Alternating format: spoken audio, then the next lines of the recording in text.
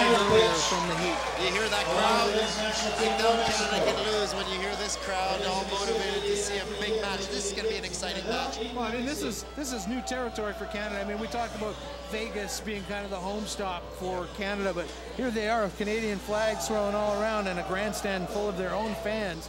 For once, they're the home team. See them getting all together there in front of their own crowd. They're all... Tyler Ardron makes a Canadian team in there. Connor Braid, John Moonlight, Connor Trainer, Sean Duke, Phil Mack, Kieran Hearn's going to be the captain. Jeff Hassler probably come in off the bench, and Chauncey O'Toole wearing the number 12.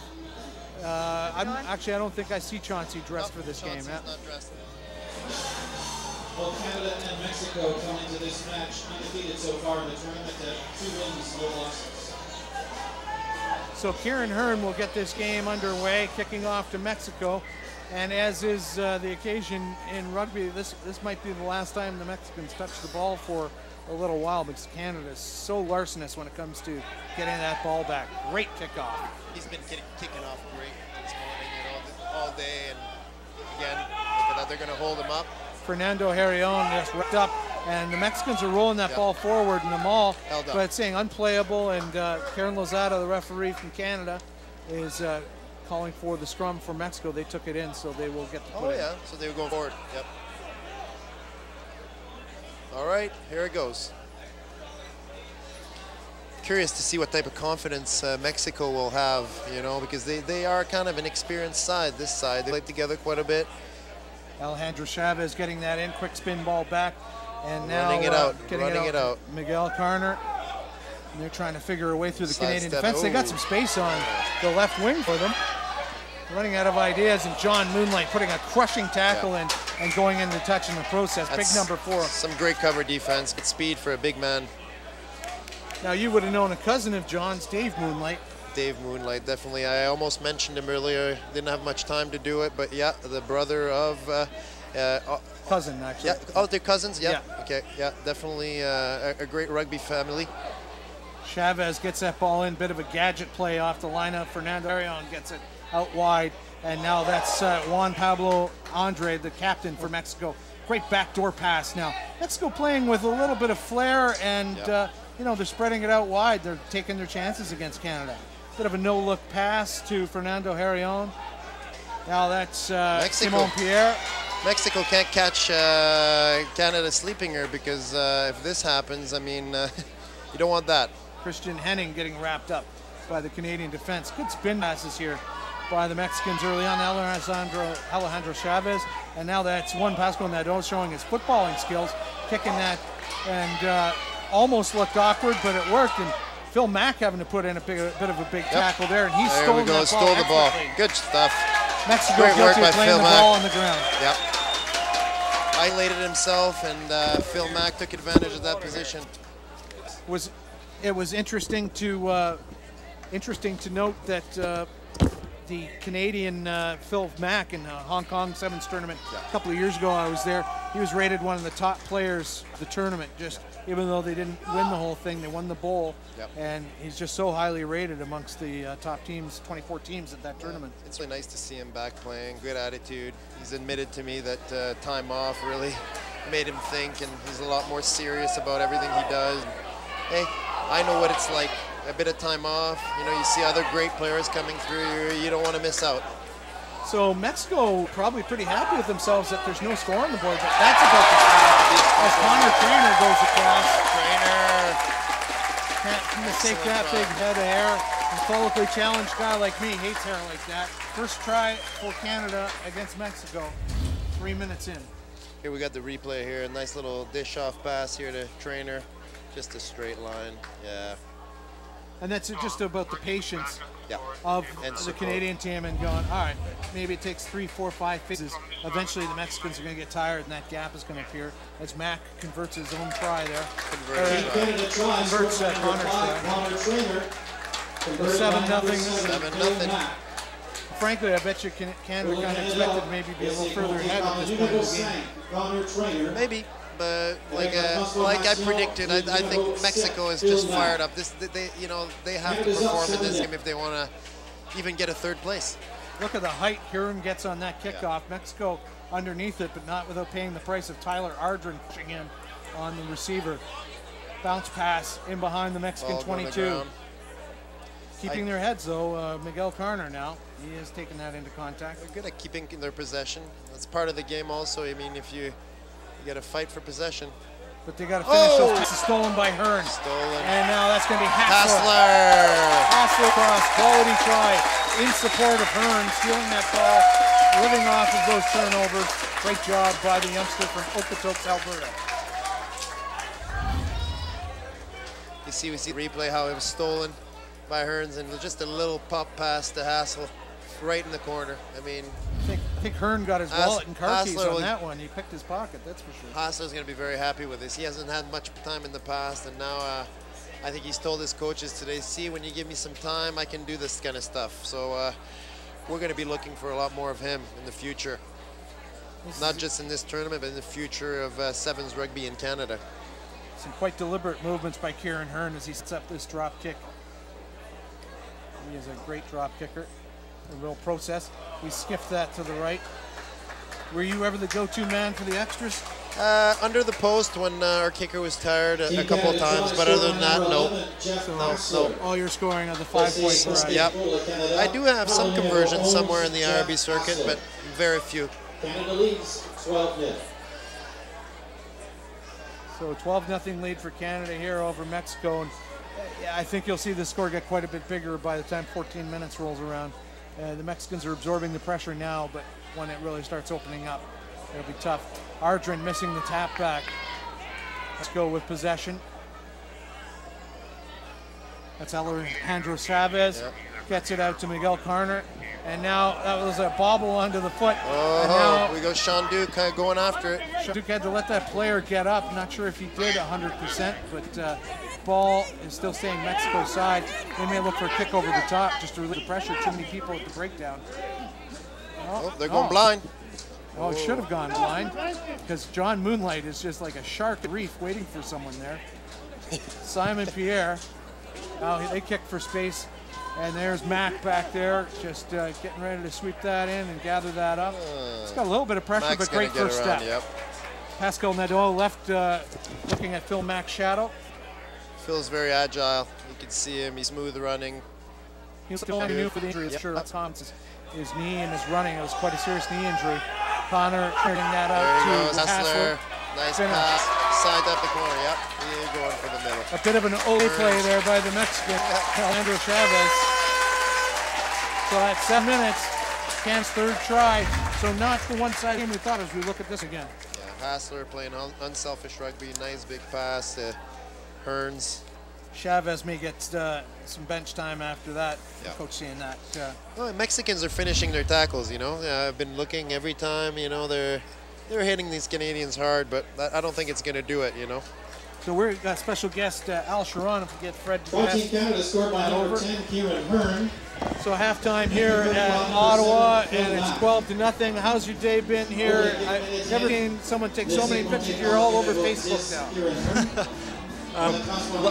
Loving watching the rugby here, Doug, and it's good to see it. And certainly I thought the Mexicans started off well, but Canada showed their true form at the end of the first half and came away with some nice tries.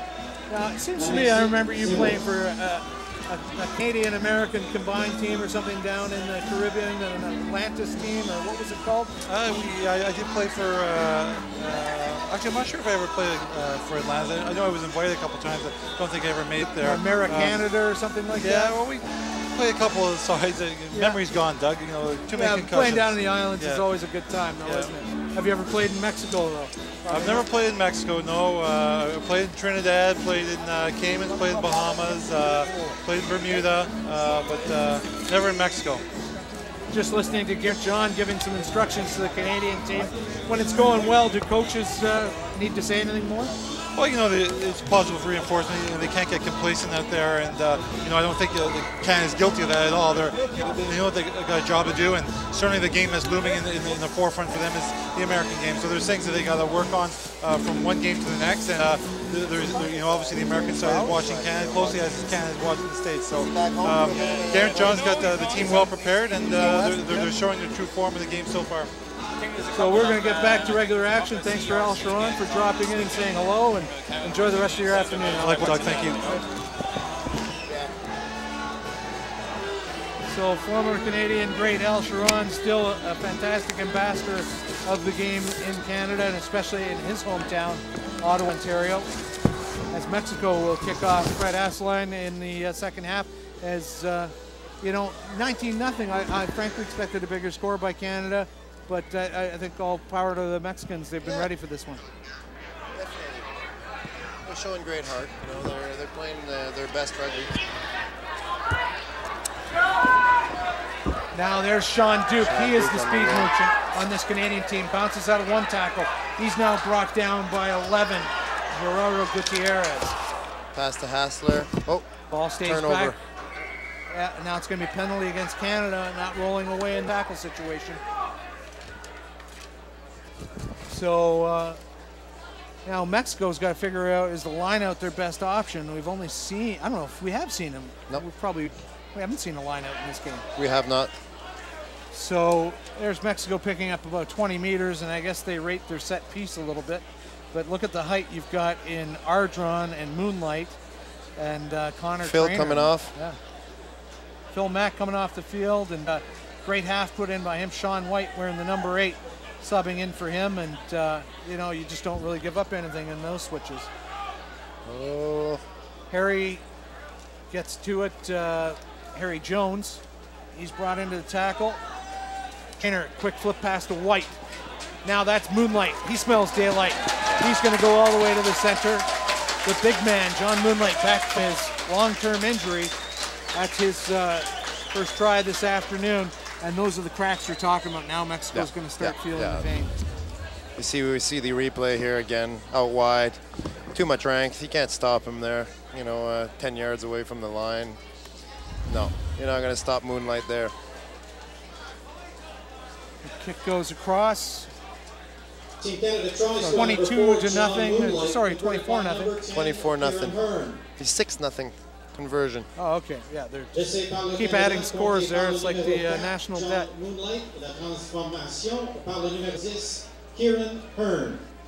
So Hearn is so highly rated for his kickoffs here. Folks at home, just watch how high this ball goes on this restart.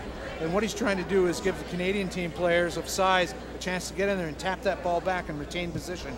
That is such a skill. Look at the height that goes on that. And successful. They tap it back, no knock on, says Lozada. Ball staying Canadian side, but those Mexicans counter-rucking very well. And now penalty against Mexico, leaving their feet. So quick tap penalty by Whitey. That's Connor Traynor. He'll score. Traynor. Oh, that was a very quick reaction. You know, that shows experience right there. You know, right away to quick tap. Guys are ready for it, and bang, try in the corner. Connor Traynor at the, we'll take a look and try by Traynor as Sean White passes it out. And, you know, that's probably one of the easier tries he'll score. 2011 World Cup against New Zealand. In the final game, Connor Traynor, only player to score 2 tries from Canada against New Zealand. I mean, even the New Zealanders going, who is this kid? And I mean, busted his nose going across the line in the first half, getting first try. And then he did it again. Fantastic. Yeah, he's a very powerful runner. I mean, look at it. Look at the physical aspect. I mean, that's what you need. A team of guys like that. I mean, is going to be hard to beat in the future if we keep going that way. He's got a big smile on his face, very happy. You know, they're on to day 2. BC-based guy, and he goes to the university and plays at Western University in Ontario. So Hearn not so sharp with that kickoff there. Not 10. No. Yeah, we'll give him a break. Yeah, he's had a really good day so far. Yeah. 33-0. So Canada and U.S. both undefeated as of day 1. So they're going to be in the quarterfinals, and or there's just a semifinal tomorrow, I guess. Semifinals. Because we're not a full-size tournament. And so, you know, the form sheet playing out like it should, as Christian Henning now tries to force a pace through the line. Duke now on the counterattack. Look at him pin his ears back, shed a tackler, and Duke will score. Breaks a tackle, offend, nice straight arm, and he scored. Fernando Harrion was lining up to hit him, and Duke did the smart thing and just touched down first chance he got. Breaks the tackle right here on the corner, straight arm, straight down the sideline, yeah. Sean Duke, one thing I like about him is there's never a sense of panic. That's right. He'll have guys coming angling in on him, guys behind him, but he just backs his speed so much, and he always takes that quick look. If I got someone outside of me, if I don't, I'm going for it. If you see these experienced teams, even Mexico in the past games, the more experienced team are very poised. No panicking. No, even if they drop the ball, they recuperate it. It doesn't seem much panic. The teams with less experience are just more like, it's all happening as it goes. It's almost like just on the go. It's not planned. Nazarena Alom for Mexico. Another great kick. Juan Pablo Andrade, the captain, coming off. Looks like he's having a problem with his forearm. Oh, There's we go. Tyler Ardron, the youngster, played U20 rugby last year, and he got his pocket picked on that play by Simon Pierre. And now the counter by Christian Henning. He's trying to find some space, and that's an ill-advised pass. And if Duke could have gotten to it, he would have made him pay. But it bounces into touch instead. Quick throw in. That's going to be allowed. Yep, that's allowed to go. And Mexico clearly not listening to the old rule to the whistle. They thought that the ball wasn't in straight, or there's a problem with it. And Tyler Ardron's almost embarrassed by that try, how easy it was. Well, yeah, he put his team under pressure a little bit, and then he comes up with a try. So you don't have to throw the ball in straight when it's a quick throw, and you can throw it on the angle. Even Ardron was a little unsure, but saw the go from Lozada. There's no Mexicans in his way, and that's the easiest crossing of the Mexican border he'll have. You're allowed. Yeah, that's a good one. That's quick line out. Again, Canadians are very sharp. I don't know what else to say. They're very sharp. They're looking at one thing here, is winning this tournament in front of their fans. I mean, I'd be very happy to see that personally too. What a future Ardron is going to have in Canadian rugby, though. I Yeah. mean, he's big, and he's played sevens, and he'll be in the Olympics, and he plays 15s as a flanker. Great job by Mexico to snap that back in. That was Simon Pierre. Or I'm sure it's Simone Pierre. Let's not forget, Doug, the Olympics are still 4 years away, and let's see who pops up in these next 4 years to play this game. Yeah. I think nobody's got a shoe in. It's some of them have a big chances of making it, but the team could change a whole lot in 4 years. That's a nice switch pass. That's a nice switch pass. Will he get on the He should have gone for it. In your ears back when you get a chance like that. Full-time horn is gone, and all Mexico wanted to do was get a score against Canada. Only one try scored against Canada all day long, and that will be full-time for both teams' days here. It's a great day for Canada.